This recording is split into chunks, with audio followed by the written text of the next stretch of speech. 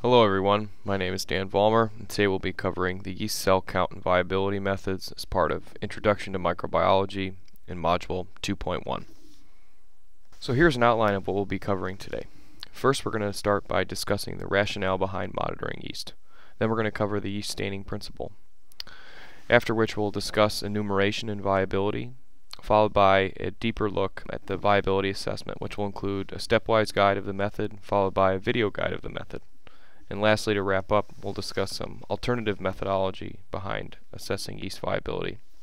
So in general, we'd like the participant to be able to perform yeast evaluation at the basic level, as well as understand the scientific principles surrounding the assessment of yeast in a QA/QC setting in a brewery. So why do we monitor the yeast?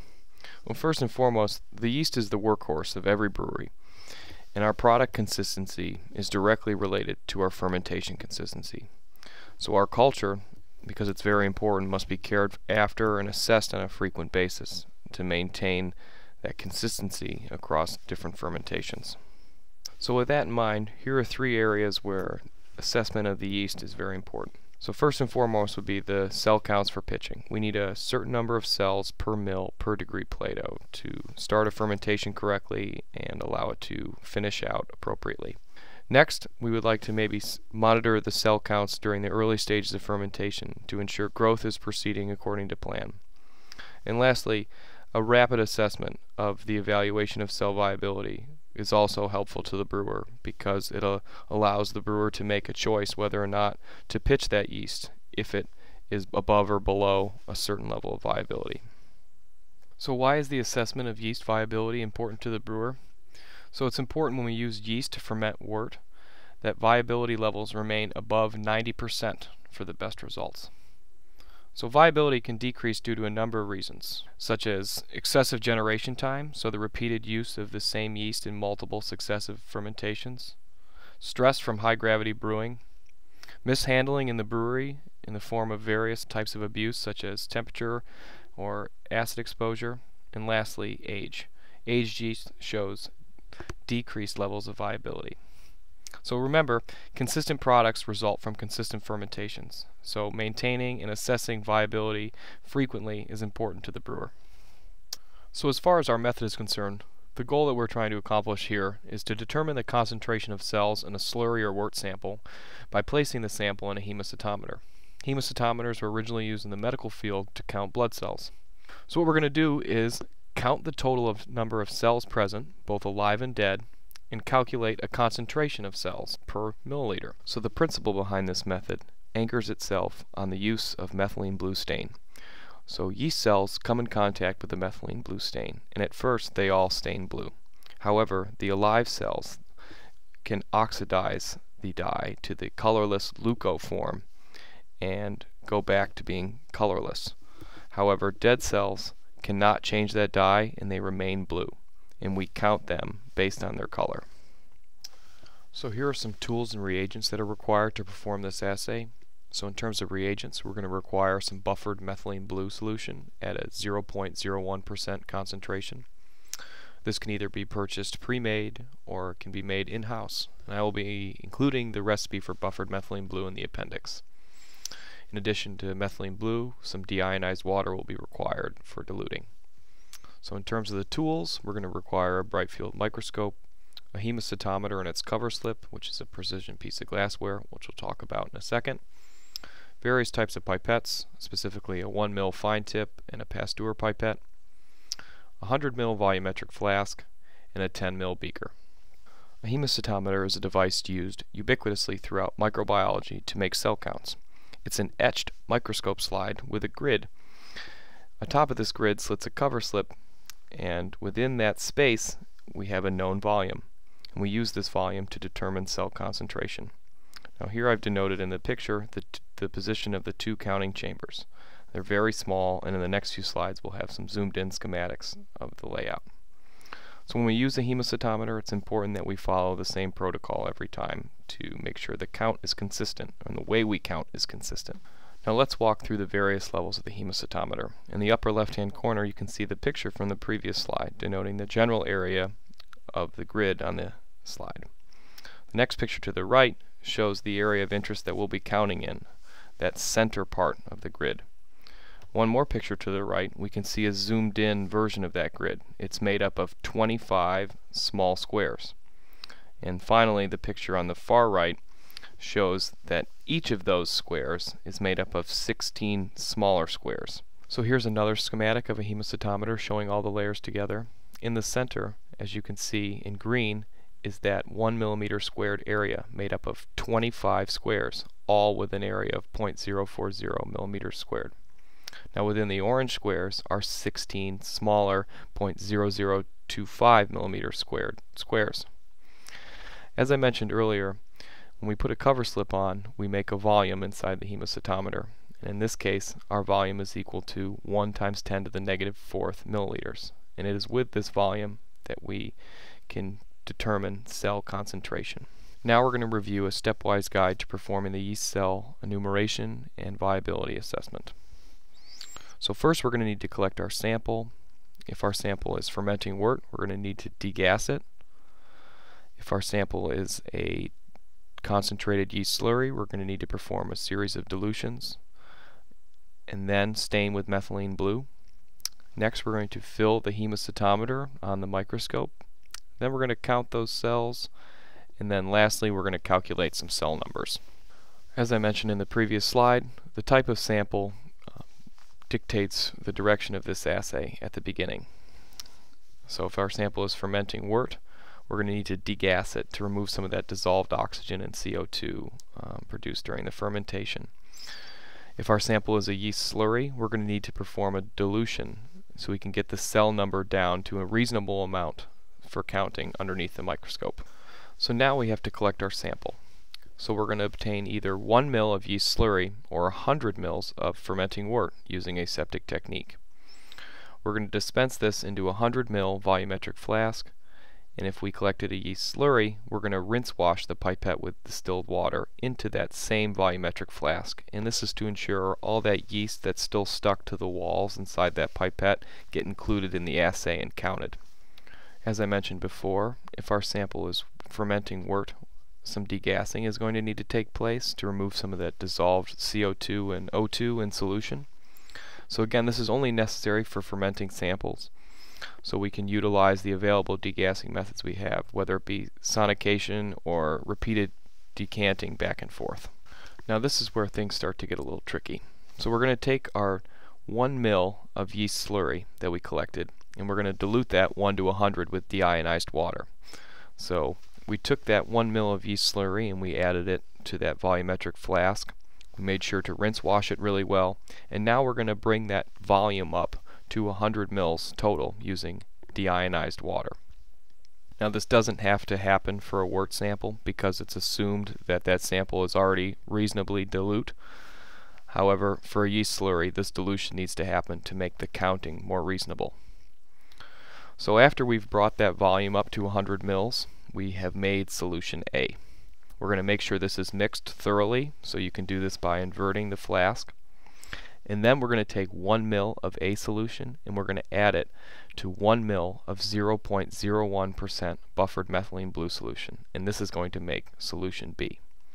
So you can perform this with the yeast slurry, and then you can also perform this with the wort sample. So we're going to take that same 1 ml of solution A, which in this case would just be the wort, and we're also going to mix that with 1 ml of 0.01% methylene blue.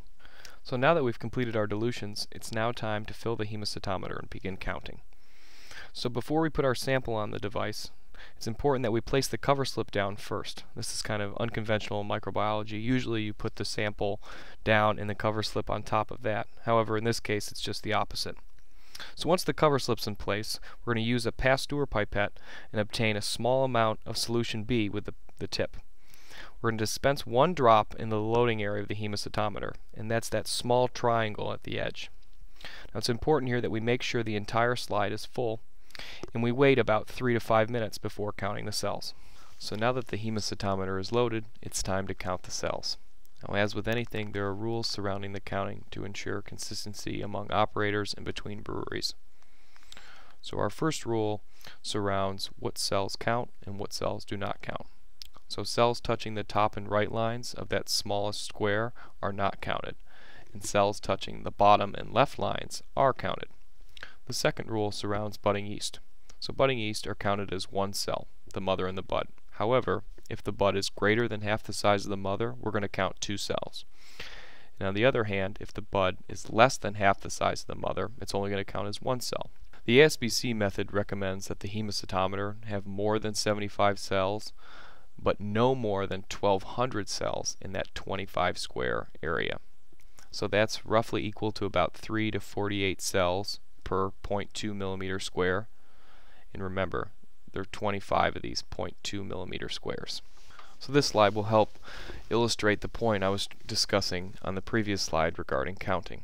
So the diagram on the far right shows that small 0.2 millimeter square.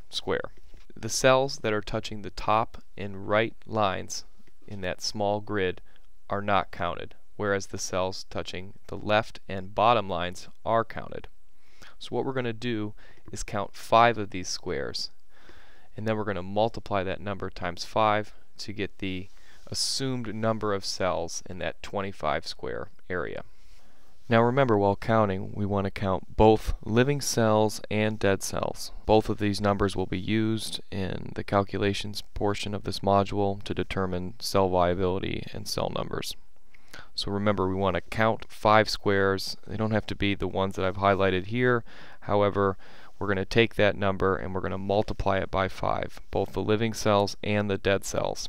And this will give us the assumed number that is within that 25 square area. So now that we have our cell numbers, we're going to take those total clear cells counted, we're going to multiply that times our dilution factor, which in this case, if we did a yeast slurry, would be 1 to 100 times 1 to 2, giving us a dilution factor of 200. And then we're going to divide that number by the chamber volume, and this will give us a viable cell concentration. Now, in terms of percent viability, we're going to take the number of clear cells counted divided by the total number of cells counted, that is both the clear and blue cells. We're going to get this number, we're going to multiply it times 100 to give us the percent viability. Here's an example of a calculation that could be performed after completing the counting procedure. Here we found, let's say, 197 clear cells. We're going to multiply this number times 5 and then that times 200, our dilution factor. And we're going to divide this by 0.0001, our chamber volume, which gives us roughly 1.97 times 10 to the 9th cells. Our percent viability can be established by that same number, the total clear cells counted, which would be 197 times 5, divided by the total number of cells counted. Let's say there were a few dead cells, bringing our number up to 200. We're going to multiply that times 5. So here we have 985 clear cells over 1,000 total cells, giving us a viability of 98.5%. Here is a video of me performing the yeast cell count and viability assessment at the Oregon State Brewing Lab. Hi everyone, my name is Dan Vollmer. I'm a member of the Oregon State Brewing Lab, and today we're going to be performing yeast cell enumeration and viability assessment as part of the microbiology module 2.1. So to begin with, we have 2 types of samples. We either have a yeast slurry from the bottom of a fermenter or a wort sample, usually of fermenting wort. So to carry out this assay, we need to either perform a dilution with regards to the slurry or proceed right to methylene blue staining with the wort sample. So for the slurry, we have the sample spinning here on a stir bar. We're going to collect 1 ml of yeast sample from the slurry.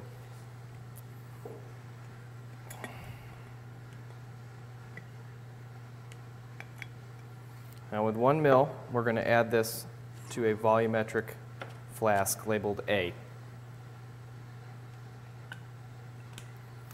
Now we're going to perform with flask A a 1 to 100 dilution. But it's important that we take care of the yeast that's been stuck here in the pipette.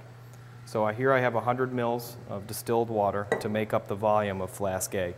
But first, I'm going to make sure it's all dispensed in there and then collect out of here, essentially rinse washing this pipette. Making sure all the yeast is out.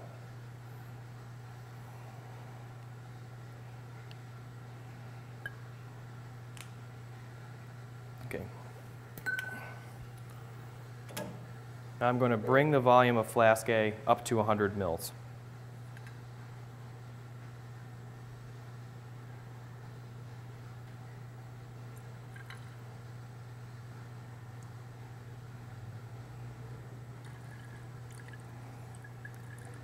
It's important to perform this dilution with yeast slurries, otherwise there'll be too many cells to count underneath the hemostatometer.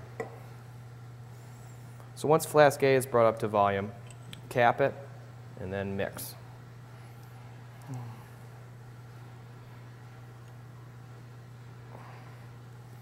We'll leave that there for now. For the wort sample, no dilution is required. It's assumed that the concentration of yeast is less than the slurry, therefore that 1 to 100 dilution is unnecessary. So all we're going to need is 100 mils of wort in this volumetric flask.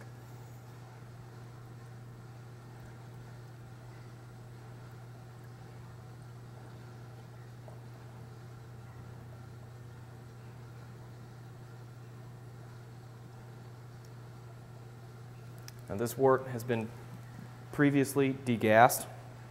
It's important if you pull this from a fermenter, there's going to be some dissolved carbon dioxide or dissolved oxygen in solution, and that will interfere with the assay. So it's important to degas by either sonication or rapid decantation over and over again. So now that we have our two A solutions, we're going to prepare our methylene blue. So using our pipette again, we're going to collect 1 ml of 0.01% methylene blue and add it here.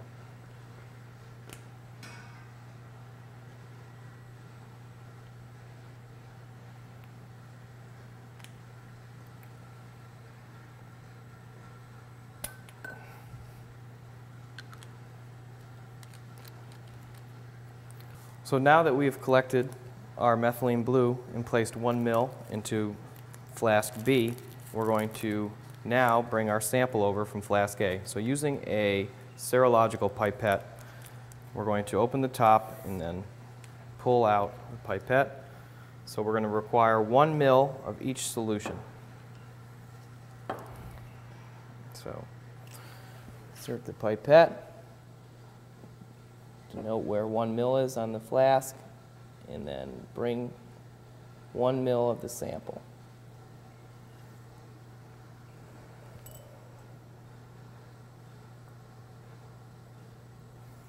Okay, it's complete for solution A.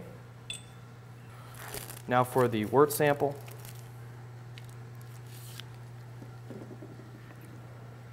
And we'll also require 1 ml from this.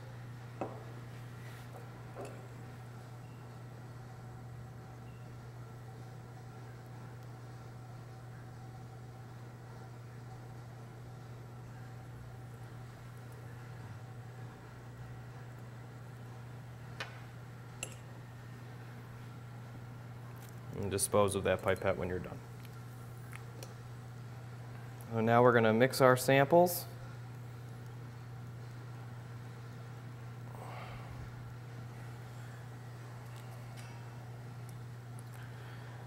Now it's time to load the hemostatometer and begin the counting procedure.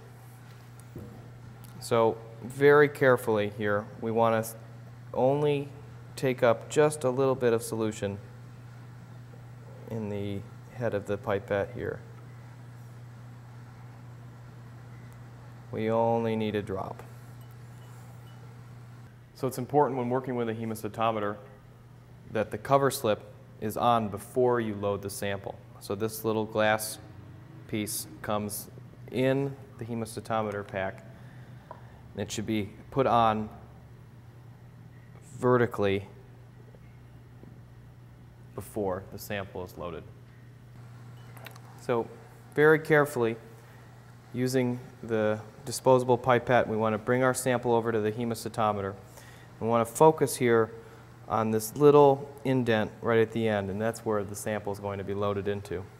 So just by touching the tip of the pipette to that groove and expelling a little sample, we can load the hemocytometer.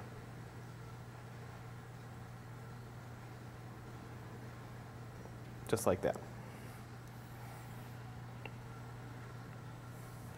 So now we're going to bring the microscope into focus and begin the counting procedure. So for the rules for the counting procedure, please refer to that section of the slideshow. Thanks. As this method gives us a rapid assessment of yeast viability, there are some drawbacks associated with it. So to quote, "It is well recognized that the methylene blue method tends to actually overestimate viability when compared to traditional plate counting techniques. And actually this effect becomes progressively more pronounced with decreases in viability. And therefore it is recommended that this test only be used when viability is assumed to be greater than 90%. So remember, this is a rapid method and the results are not always accurate. In addition to that, this test is not really indicative of a cell's ability to bud or reproduce, which is important in the early stages of fermentation. And also, caution should be taken when using this assay to assess aged or stressed yeast, as it may not be a fair assessment of that particular yeast strain. Here's a list of alternative ways to assess viability. We have the traditional cell counts, which a lot of these methods are grounded on. These were the original ways to assess viability. It takes a lot of time. You have to grow cells and count them after a period of time. Capacitance using an abermeter, so as yeast is flowing through a pipe, a device can assess the capacitance of a yeast cell based on a calibration. Fluorescence using fluorescent dyes and confocal microscopy. Surface electrostatic charge using zeta potential. And lastly, there are alternative stains and mixtures of stains that can be used additionally to assess viability. So, of course, each assay has their benefits and drawbacks, but most of the time these surround cost, operator training, and calibration. So to wrap up here, I wanted to review what to expect during your week here at Oregon State. So with regards to the yeast viability assessment, we're going to apply these principles behind viability to actually performing the method. We're going to count cells in both yeast slurries and fermenting wort. We're going to practice the calculations and then build skills surrounding yeast counting, developing skills about those rules, what counts and what doesn't count. So lastly here, to readdress the outcomes that we laid out at the beginning of this module, the participant will be able to perform yeast evaluation at the basic level, as well as understand the scientific principles surrounding the assessment of yeast in a QA/QC setting in a brewery.